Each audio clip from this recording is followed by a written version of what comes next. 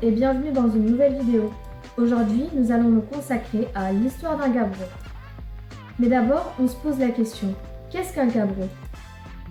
Un gabbro, c'est une roche grenue qui doit sa formation à un refroidissement en profondeur au niveau des dorsales océaniques d'un magma produit dans le manteau supérieur à la suite de la fusion partielle de ces télidotites.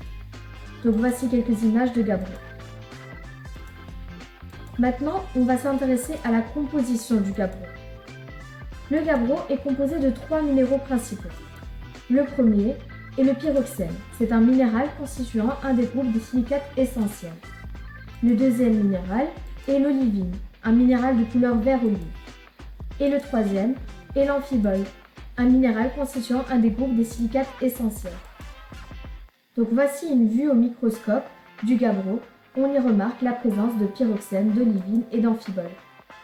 Maintenant, nous allons nous intéresser à l'histoire du gabbro. Nous allons retracer son histoire. Tout d'abord, le gabbro est né d'un refroidissement lent d'un magma sous l'axe d'une dorsale.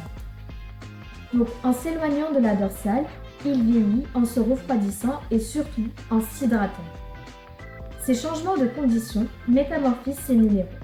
Donc, le pyroxène ajouté à du plagioclase ajouté à de l'eau va nous donner donc de l'or blinde.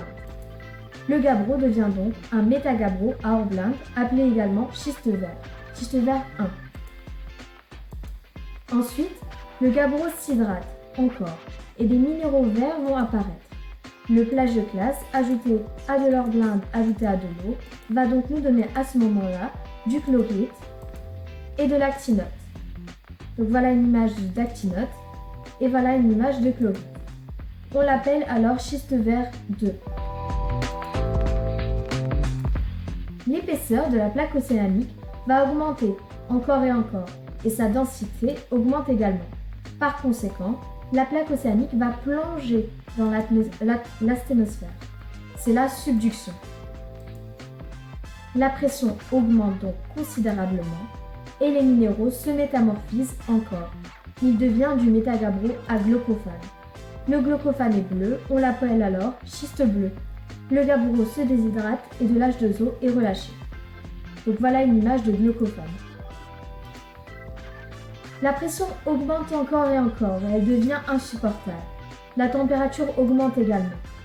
Le glaucophane est remplacé par l'éclogite composé de jadéite et de grenat. Donc on a une image ici d'éclogite et on remarque ici la présence de grenat qui est rose et de jadéite un peu vert. À la fin de sa vie, le gabbro redevient de la péridotite. Donc nous venons de retracer l'histoire du gabbro depuis sa naissance jusqu'à sa retransformation en péridotite.